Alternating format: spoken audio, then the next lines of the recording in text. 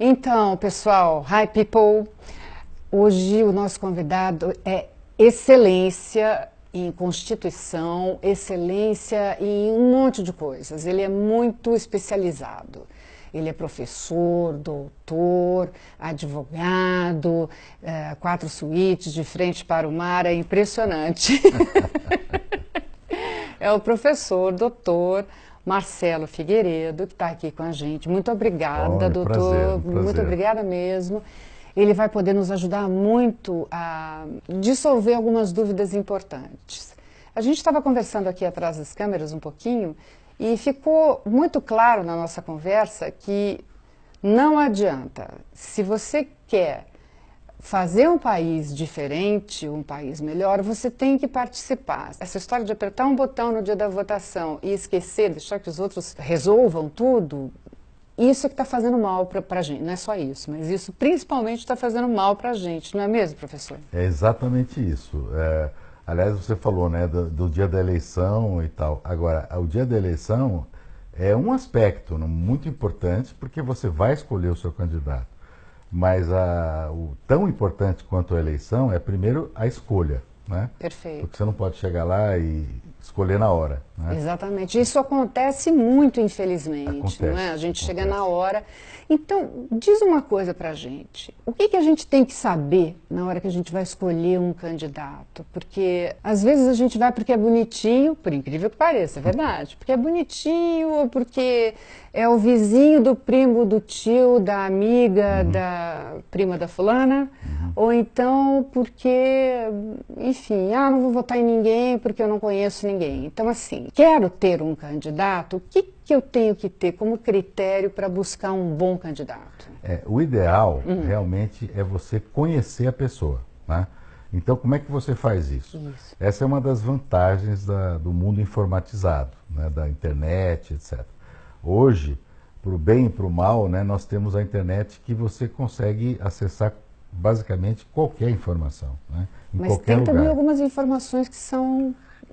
Mas veja, o básico você consegue saber verdade. quem é o candidato, Tá. quantos cargos públicos ele ocupou, qual é o ranking dele, qual é a posição dele, se ele faltou muito ao trabalho, se ele não faltou nas votações anteriores, nos mandatos anteriores. Quer dizer, se ele estivesse reelegendo, a gente pode ver isso. Exatamente.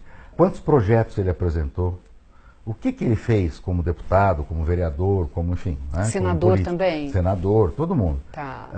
E aí hoje você tem uma série de plataformas que passam a limpo a vida do candidato. Quem é ele, quantos anos tem, quais os valores que ele acredita. Isso é importante. Qual a religião que ele tem, se ele é praticante, se ele não é, se ele tem alguma condenação criminal ou civil. Tá. Ou melhor, se ele é ficha limpa, como costuma Tá. se dizer, né? Ou mesmo que ele sendo ficha limpa, tem algum processo grave contra ele. O que ele pensa sobre os grandes problemas nacionais, né? Qual a posição dele? A posição dele, né? Se ele é um cara liberal, se ele é um cara mais ortodoxo. E a gente consegue isso através do Google? Através do Google, tem várias plataformas, tem Podemos, tem plataforma da própria Câmara de Deputados, tem muitas ONGs que fazem esse trabalho de mapeamento dos políticos, né? Olha lá, então, gente, mapeamento dos políticos, tem ONGs que fazem. Então você tem lá um histórico dele, o que ele fez, o que ele não fez, quais as posições polêmicas que ele tomou, por que ele tomou aquelas posições. Então eu acho que tem que fazer uma lição de casa. Perfeito. Entendeu? Você vai votar, você tem que pelo menos ficar aí no computador aí uns minutos para checar essa informação. Você pode até ter uma notícia, olha, me disseram que o João da Silva é um excelente candidato a deputado federal. Eu quero saber quem é o João da Silva, né? Eu não vou acreditar no que me disseram, né? Até porque se o nosso voto tem o poder de eleger alguém que vai passar um tempão num cargo tão importante, que vai representar a nossa posição, as nossas necessidades, é importante que a gente faça essa lição de casa mesmo, porque senão a gente está entregando de bandeja, né? E desvalorizando o voto da gente. E tem uma frase que é verdadeira, mas tem que ser pesada dos dois lados, que diz a gente tem os políticos que merecem, né? Às vezes a gente fala isso. Por quê? Porque o povo não tem o hábito de pesquisar em quem votar, por que votar.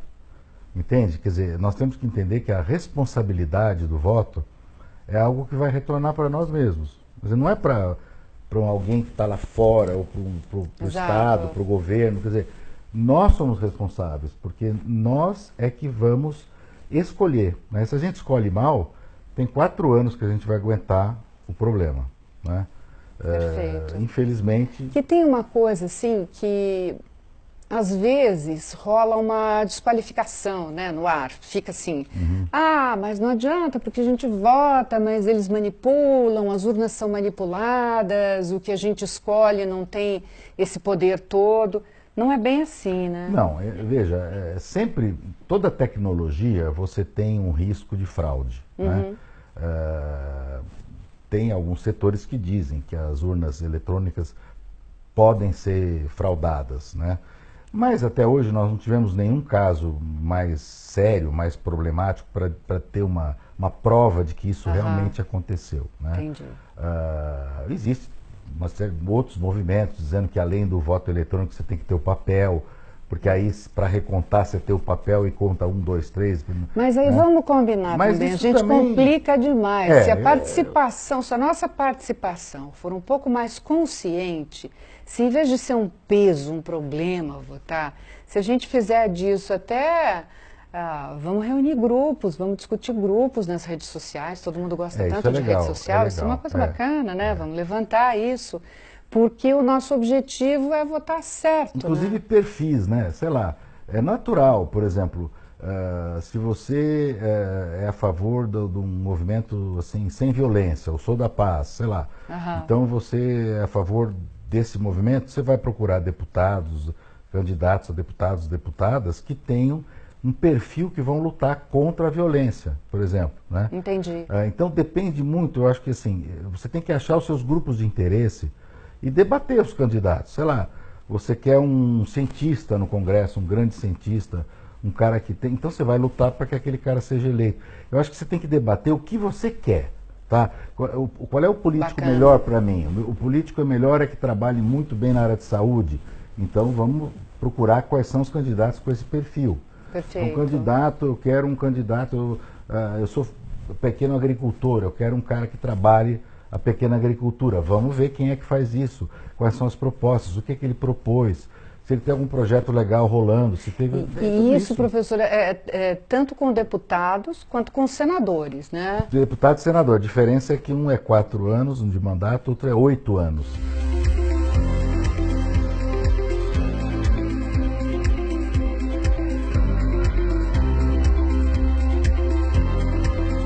Então, o senador é muito mais...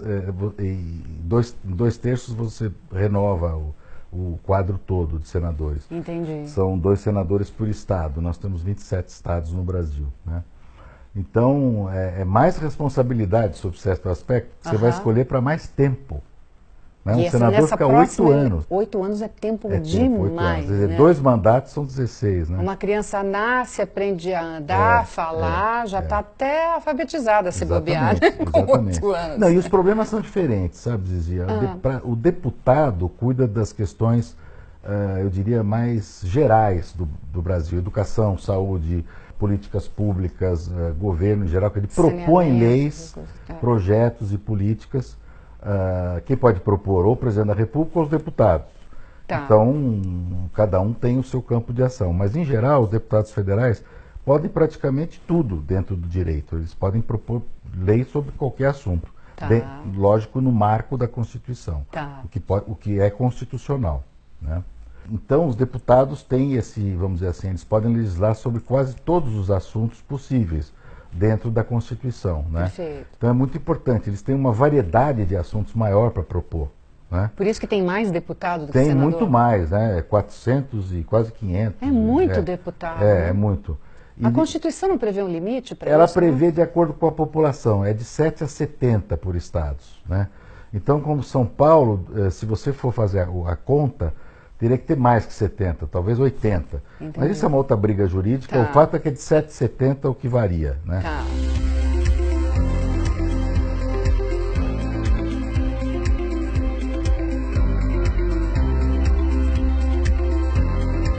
Se alguém vai nos representar enquanto cidadãos, esse alguém é o deputado. O deputado federal. Não o senador. O senador vai pensar no estado de cada um como um macro problema, né? E vai resolver. Exatamente. Agora, tem uma coisa, nós somos regidos por 3 poderes. Exatamente. Certo? Nós temos eleições diretas para 2 desses poderes. Uhum. E tem um desses poderes que a gente não tem eleição direta. Exato. Esses ministros, eles precisam, ao contrário dos outros políticos, que não precisam ter uma formação acadêmica, como prevê a Constituição, né? Ele estava lendo para mim a Constituição. A Constituição realmente prevê que para você se eleger a um cargo público, você precisa ser brasileiro, possuidor do direito de exercer suas funções públicas, políticas, o domicílio, né, morar onde você vai trabalhar e ponto, né? E filiação partidária. E ser filiado a um partido.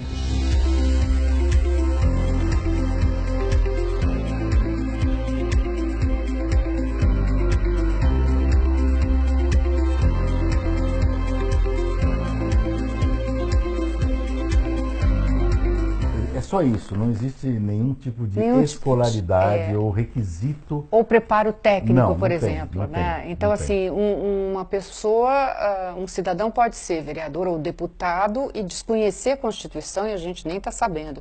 Pode.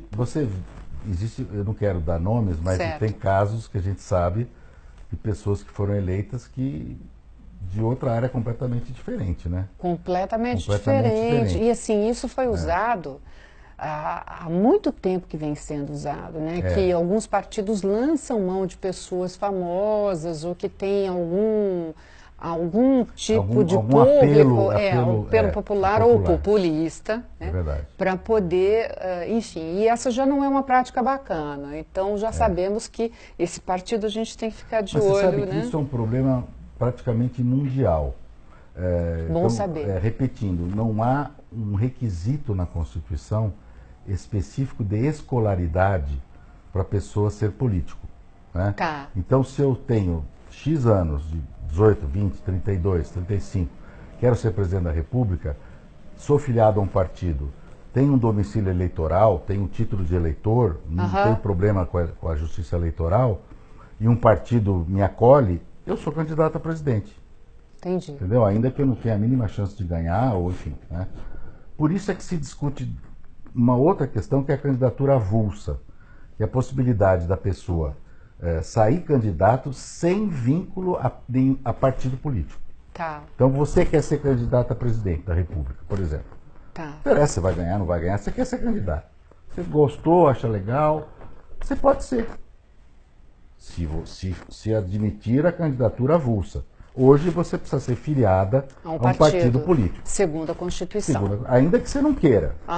Você vai ter que entrar em qualquer dos 37 partidos que estão em atividade. Caramba, é partido pra caramba. 37 em atividade. Agora, tem mais registrado, tem mais 45, sei lá. E aí o que acontece com esses que são registrados e não estão em atividade? Pois já ouviu falar em empresa de fachada? Já. Aquela que está lá, que você bate e não tem ninguém. Não tem ninguém. Tem um paletó na cadeira. Entendi. Um pouco isso. Um paletó negócio. empoeirado. Né? Então é isso, quer dizer, e assim mesmo, os estudiosos acham um absurdo que de 37 partidos, meia dúzia, 10 no máximo, é que são aqueles que estão fazendo o jogo, estão participando do jogo. O resto recebe recursos do fundo partidário, que hoje é um grande negócio. Por isso que você tem presidente de partido que você nunca ouviu falar, que você só vê na eleição na televisão. Entendi. Porque eles existem para ganhar para receber dinheiro do próprio Estado. Entendi. Quer dizer que para nós, cidadãos, seria muito bacana que esses pequenos partidos não existissem. Primeiro porque eles não estão propondo absolutamente nada de novo. Precisava ser pequeno, mas atuante. Atuante né? e com ideia diferente. Sem razão de existir. E também não tem tanta ideia assim, não né? As ideias acabam se juntando. Não tem. Eu diria que mais do que 6, 8 partidos, 10 explodindo. Você sabe que o I Ching é um livro milenar, é um oráculo milenar chinês, é maravilhoso. E ele diz que todas as possibilidades no caos, elas vão se resumindo, elas vão se diminuindo, né? Porque elas vão se resolvendo, até se tornarem duas, positivo e negativo, dia e noite, yin e yang. Então, tantas possibilidades, elas só têm sentido na hora que elas virarem duas. Tá vendo? Né? Aliás, você falou em dois. Dois é o número histórico dos primeiros partidos na Inglaterra, os trabalhistas e os conservadores. Até hoje, na Inglaterra, os dois que se alternam no poder, você tem mais partidos, mas que atuam, os mais fortes, são o trabalhista e o conservador. Nos Estados Unidos também, não é também, isso? Republicano e democrata. E democrata. Então você vê que mais do que meia dúzia... A gente só faz dispersar uma energia, exatamente. Uma grana que poderia estar sendo usada numa Exatamente. coisa mais eficiente, né? Exatamente. Mas só para a gente encerrar, eu gostaria de terminar aquele raciocínio. A gente tem no Supremo os representantes da Constituição, tá certo? Sim.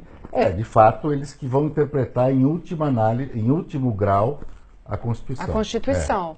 E eles, no entanto, não são escolhidos por nós. Não. Eles são escolhidos por quem e com quais critérios? É uma ótima pergunta.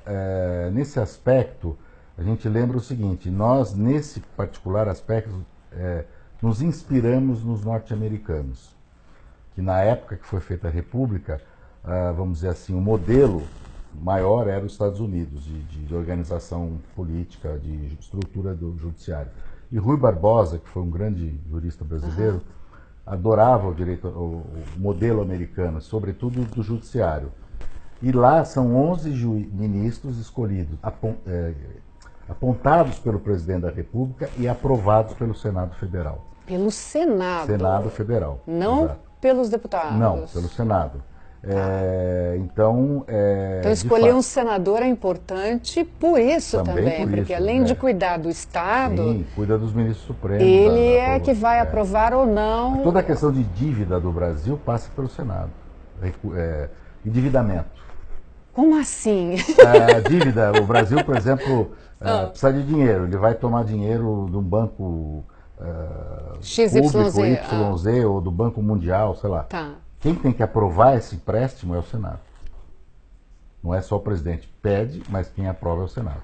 O limite da dívida, do cheque especial, entendi, assim, é dos senadores, é do Senado. Então, se eu bem estou entendendo, o Senado não cuida apenas do Estado que ele representa. E algumas outras questões. Ele cuida do Brasil, da federação também, como Estado. Aspectos, né? Em muitos aspectos. Tá. E assim, todo o pessoal do Supremo é sugerido pelo presidente. Pelo presidente. Mas se o Senado não aprovar...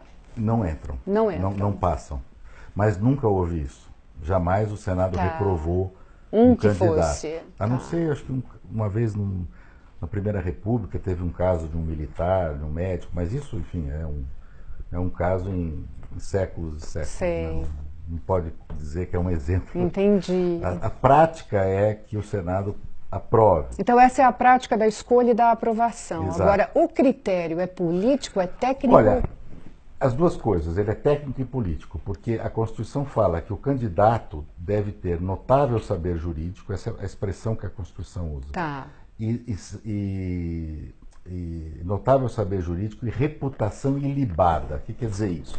Quer dizer que ele tem que ser um jurista reconhecido no Brasil inteiro e até fora. Certo. Uma pessoa que ninguém duvida da que capacidade ele seja um dele. grande, né, doutrinador, professor, advogado, juiz, promotor, enfim. Que seja uma pessoa realmente sem nenhum problema de sua vida pregressa que macule o seu currículo. Né? Vamos falar na medicina, que é uma pessoa conhecida, algum cirurgião famoso aí, se fosse ministro, seria escolhido. O Adib Jatene, por exemplo. Ninguém duvida que o falecido doutor Adib Jatene era uma grande referência na medicina. Exato. Né? Operou muito o coração, foi um pioneiro. Ou Barnard, por exemplo. Né? Nossa, o problema é que, às vezes, esses critérios não são muito respeitados, né? Ou são, vamos usar uma expressão que eu não gosto, flexibilizados. Né? É verdade. Essas então, flexibilizações, elas correm o risco de virar flacidez, né? Exatamente. Então, flexível, perde o colágeno e fica aquela coisa assim. E aí fica difícil. Complicado. Né? A brecha vira buraco, né? Um problema. Olha, professor, doutor, mestre, super obrigada pela sua participação. O doutor Marcelo Figueiredo está aqui ajudando a gente a descobrir como é que a gente vai escolher quem é que vai representar a gente. Então a gente já sabe o que faz um deputado, o que faz um senador e como é escolhido o Supremo. A gente sabe que o senador hoje tem uma importância muito maior do que aquela que tinha antes desse programa aqui.